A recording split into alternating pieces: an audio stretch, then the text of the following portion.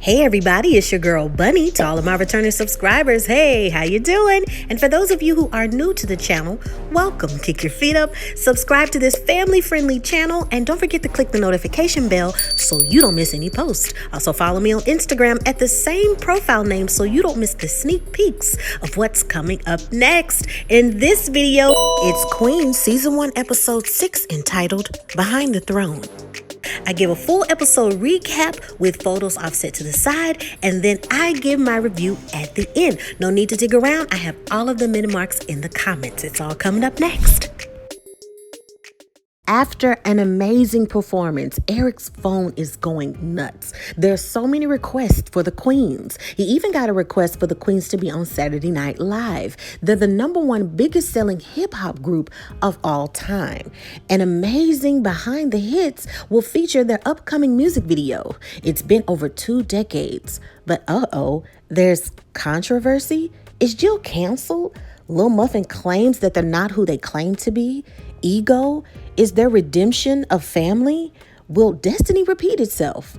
A few weeks earlier, Brianna listens to a Breakfast Club interview with Fabio. He's sprung from an amazing night, but he doesn't tell who the special lady is at first. He then spills the beans that he's been with Professor Sex. Now even one of her kids want to know if the rumors are true about her and Fabio.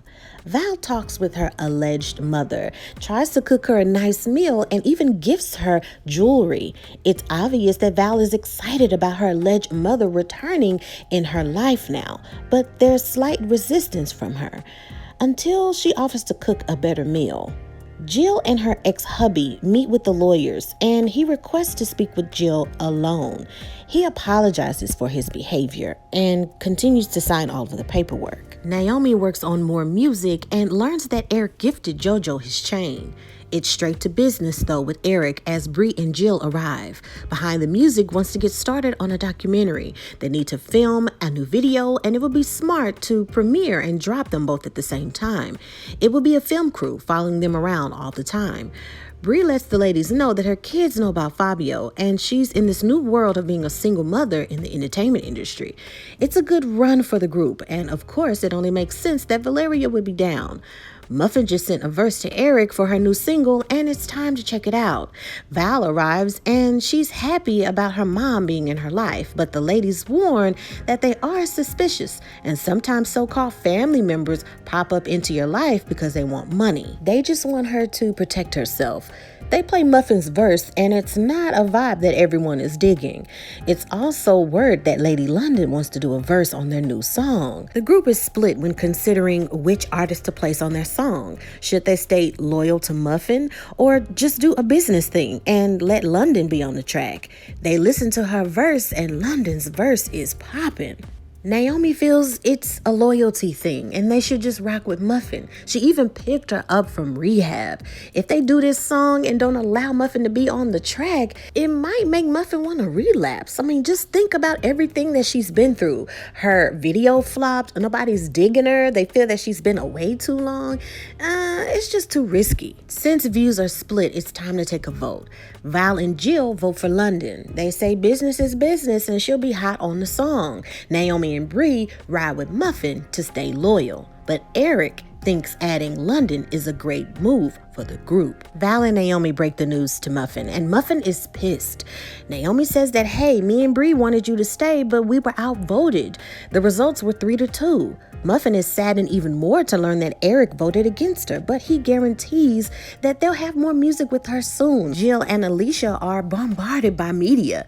Jill says that she's loving her new life, and if she would have known she would have gotten this much attention for coming out, she would have admitted she was gay a long time ago. Muffin vents to her crew about how the Queens are recording a song with Lady London, and she's the one that put them back on the map. Her crew lets her know, look, the Queens had an amazing career back in the day.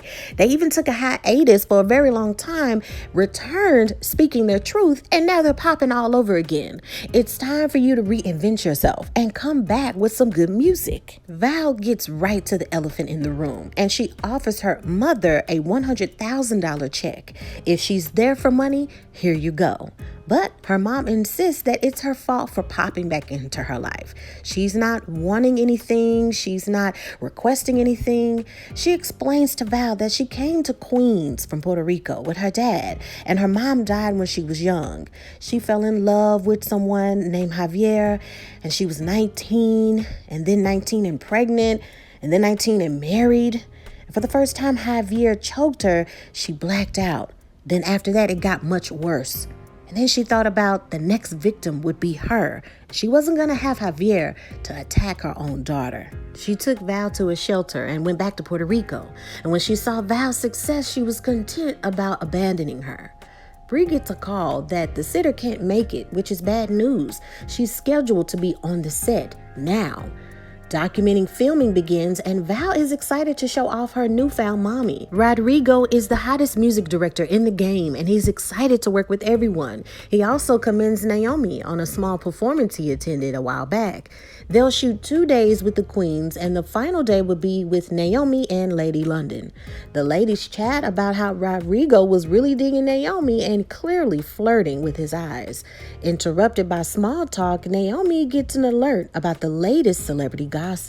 The LGBTQ plus community and fans abandoned Jill the Thrill. They think that she came out for a come up. Jill films her documentary segment and is shocked that people think that she's coming out for a come up. She finally feels free to live her truth. Val suggests that Jill not try to fight Twitter. Just let social media have their fill. Get dragged, let things cool off, and then come back with more. Don't give Twitter trolls more fuel. As Bree preps with hair and makeup, she feels a crash on the trailer. Her kids have crashed a golf cart, causing damage. Her son wants to leave because he has soccer practice shortly. It's for the semifinals and he has to be there. She tries to call and see if another parent can pick him up, but the filming crew is ready for Bree. As she walks away, he tells her to keep being a slut. It's what everyone else calls her anyway. Bree wants to go off, but she can't delay any longer with filming. Filming begins, but shortly there's a need to cut. The director wants to speak with Naomi directly. He notices how she's overthinking the steps, and he wants to allow her to just chill. Let the camera find her. She should relax and just do a little more. Jill didn't listen to Val's advice. Now she's even more engaged with responding to Twitter people. Now it's time to film Naomi's verse. When she performs, the director loves her energy and Eric notices the flattery. Muffin wants to talk to the label and Eric is by her side. Lauren states that Lil Muffin is done with music, but the execs remind her that contractually she's not finished. Lauren stands by her words that Muffin was created by her being alone all of the time because she was bullied, and Muffin was created because she admired Nicki Minaj so much. Muffin is a character she created. Getting clean is Lauren's victory, not Muffin's. She wants to create a new album as Lauren, her new vision. The label has to get permission from the top execs, but one agrees that they need to move forward and launch the new album as Lauren. Lauren celebrates with her crew and Eric calls with some bad news. The label has dropped her. On top of that, they've boarded her contract and they also want to settle the bill for over $750,000. Muffin suggests that, okay, maybe I should just sell the house, but the label even owns her house. Eric tells her to stay calm and he'll figure everything out. Val doesn't want to discuss her mother abandoning her with the documentary, but would rather want to discuss her mom being present in her life now. Naomi and the director get acquainted, and he's loving him some Naomi. She even shows him a few guitar chords.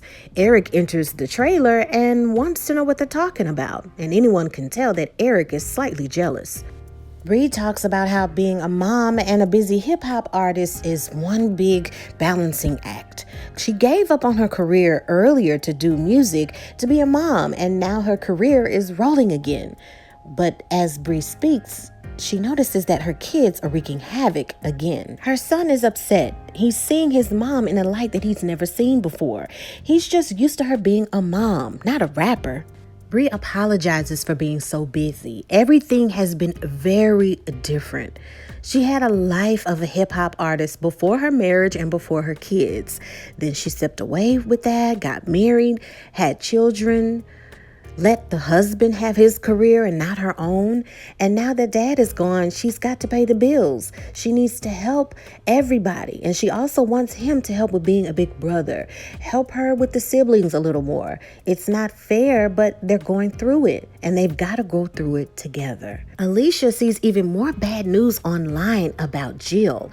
A film crew employee from 2001 breaks her silence about being assaulted by Jill. The woman explains the event as being heartbreaking, calling her a freak and being depressed over it so badly that she even stepped away from her career. Now Jill is being celebrated as this gay icon. Jill needs the ladies' help in figuring everything out. It's a mess. Then they find out from Eric that Lady London's rep pulls her away from the recording process with the queens. They feel that they don't want their artists mixed in this drama. Naomi sits down for her filming segment. She feels that the queens aren't over. They can get over this hurdle and they have so much more that they need to say. On top of that, Jill is a good person, and what she's going through, she'll get through that as well. The interviewer even wants to know what's up with her and Rodrigo, but Naomi states nothing. Jill makes a phone call and pleads for help. We then see Jill and Tina make an appearance on This Morning America. Jill wants to bring proof that her relationship with Tina was true and sincere. Tina admits that Jill is an amazing, beautiful person, and she was living her truth. She witnessed her battle her truth, but then revealed her true self. Jill asks Lacey, the person whom she assaulted, for forgiveness. She admits that she was weak, not confident, and broken at the time. Jill even says that her and Tina are back together, like they never broke up.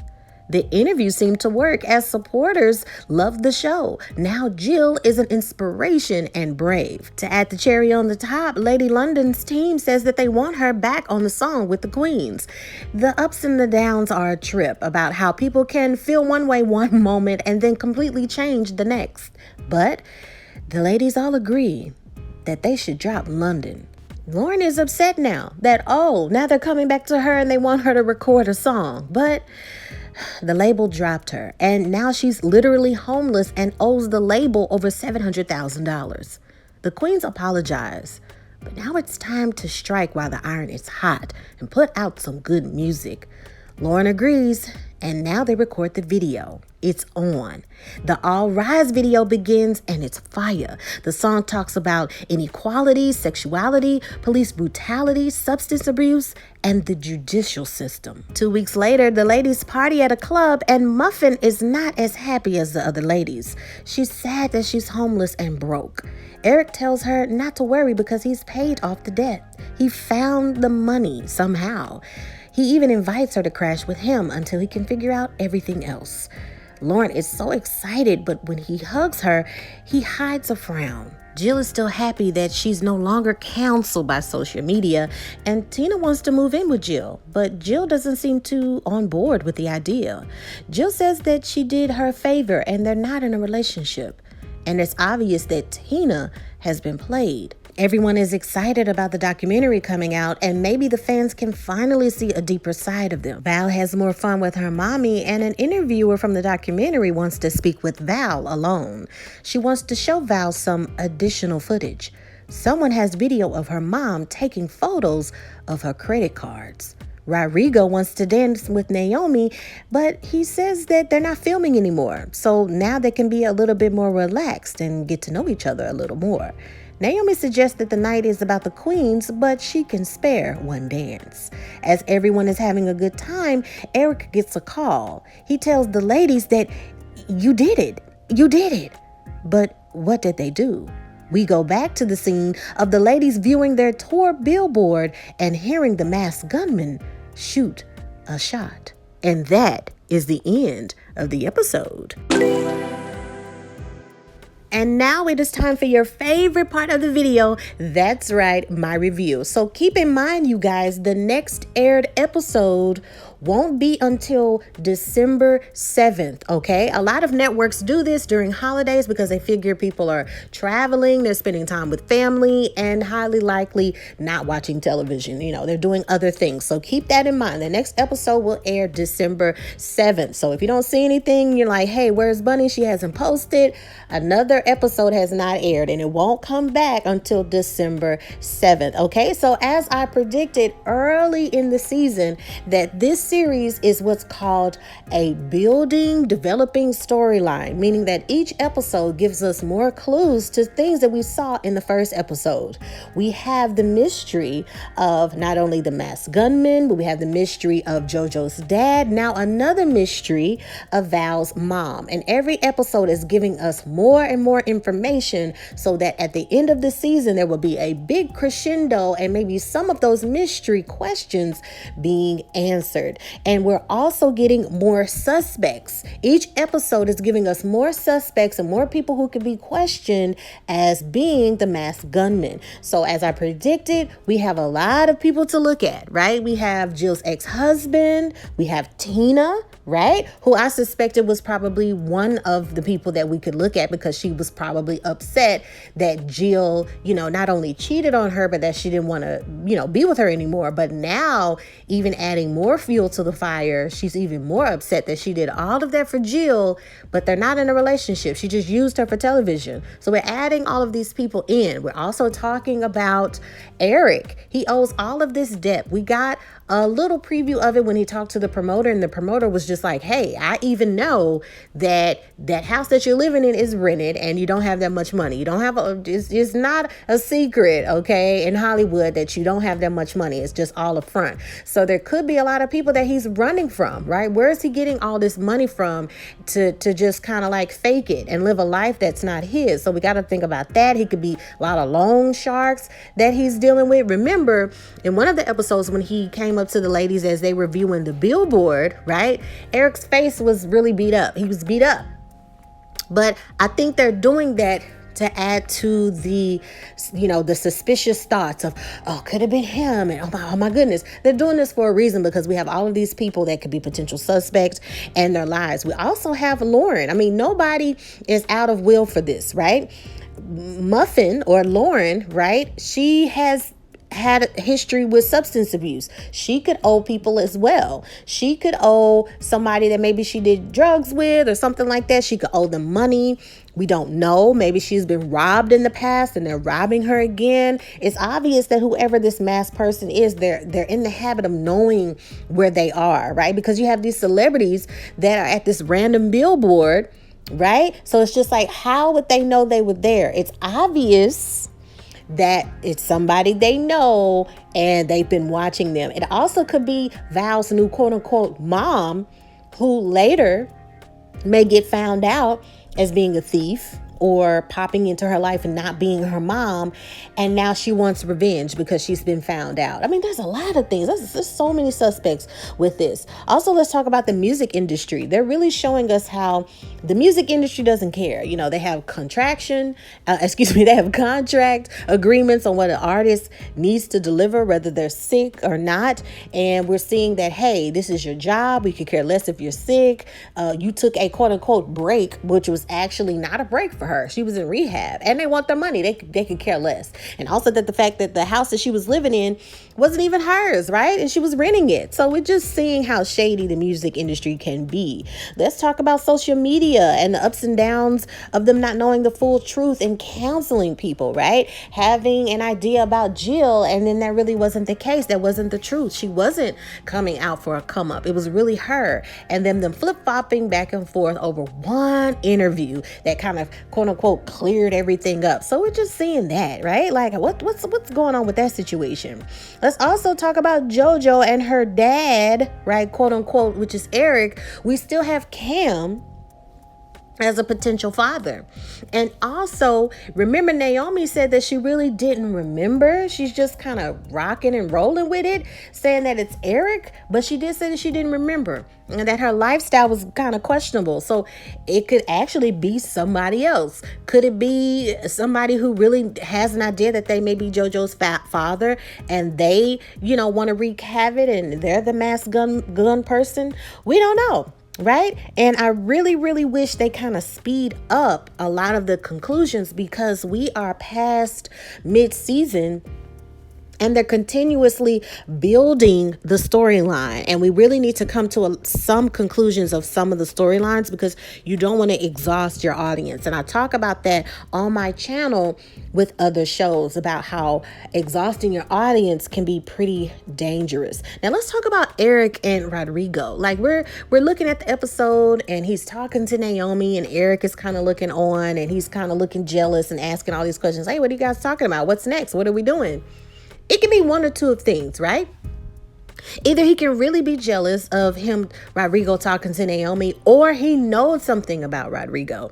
He's this very popular director, but is there something shady going on with Rodrigo? It's kind of like with guys, guys have a lot of like a guy code. Like, I know this guy's a player, or I know something's up with him, but it's really not the style or the guy code to just walk up to the other girl and be like, yo, he's a player. It's kind of rare. You know what I mean? On the other end, females, they get pictures. Girl, look what I found. This is him. He's talking to somebody else. He's crazy. He's blah, blah, blah. And I think that he might know something about Rodrigo, like something personally, like maybe something shady with him. I don't know. So, okay, I got good news and I got bad news about this series. Okay, you want the good news or the bad news first? Okay, I know a lot of you are probably saying, give me the bad news first. Okay, so I give you the bad news. Unfortunately, with Queens, with this series, the ratings are decreasing. Okay. I'm really, really, really enjoying this show.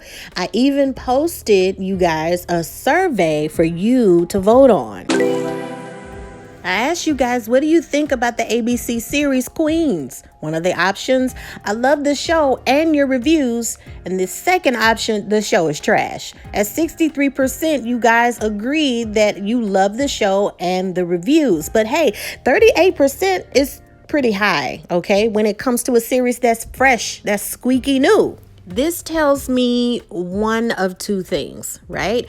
One, that the people who are actually watching it have watched it, and as the season is going along, they don't like it. Or two, people are judging the series just based upon the trailers alone, which is kind of risky, right? Because I admitted when I did the review for episode 1, I said when I saw the previews for this show, I thought, oh, this looks super cheesy. It looks like it's gonna be whack. But I gave it a chance, right? Because I'm like, let me check this out. I read the synopsis for the series. Let me see what it's talking about. And as I watched each episode, I'm like, oh, it's a builder development. It's a builder story, kind of like how to get away with murder, when we get little pieces here and there and we get clues as we go along, which can pull the audience in. And that's what it did with me. So it's kind of it's dangerous, because this can lead a show to be canceled. Does the show hold enough girth and keeping the mystery to where fans are just like, I'm so excited to learn who's JoJo's dad or who the masked person was? Are they going to reveal that at the end of the season, or are they going to carry that over in season 2? The dangers of that is you can exhaust your audience. You can make the audience exhausted of the storylines, and they feel that it doesn't have enough girth to move forward. Oh, is that what the plot is about? How long are they going to stretch this? I don't want to watch this anymore, right? A lot of shows have done that. Fear the Walking Dead, so many other shows where people is just like, you know what? I don't even care anymore when it ends, or if something big happens, I'll just Google it, or I'll just, find out about it on YouTube or Instagram. I mean, a lot of people can do that. Hopefully it will carry on to a season 2. But with the ratings decreasing every single episode, I don't know, you guys. I'm crossing my fingers that we will see a season 2. If we do see a season 2, then the writers really need to consider the speed, the fluidity, and the girth of the plots. how quickly that will go. And it needs to be a little faster because then it will come off as cheesy. Let me know what you think. Subscribe, you guys. Like this video. And also, I posted an additional question. What are your plans for the Thanksgiving holiday? The options were rest, I'm staying at home. The second option, I'm joining family and friends. And lastly, I'm traveling to somewhere special. I was really surprised to see that it was a high percentage that said I'm joining family and friends. I really think people are just exhausted from being apart from family and friends so long that they're like, okay, I missed that last year, or I really didn't enjoy it how I wanted to enjoy it. I'm seeing my family. I'm seeing people that I love and people that I care for. And we're just going to just say, hey, let's be safe and be around each other. And then the second option, which was still high, 31%, rest, I'm staying at home. I so get it. A lot of people are like, it's great, I can meet with family and friends, but you know what? I know it's been a long time, but I'm tired. I'm exhausted. I want to just catch up on rest. And 0% what I'm traveling to somewhere special. People are just like, it's great that it's a holiday, but not right now. Maybe more people might do that closer to Christmas holidays or the New Year. I don't know. But I mean, I'm not shocked by people saying that they're staying at home. I actually thought that was going to be the winner of it all. Look, no matter what you plan on doing, have a wonderful rest, a wonderful time with family and friends. Stay safe, get some good food, exercise, meditate, whatever you do, take care of yourself and each other. Until next time, my friends, I'll see ya. Bye. Oh, and don't forget to check out other shows in the pinned comment. Okay, I'm really going this time. Bye.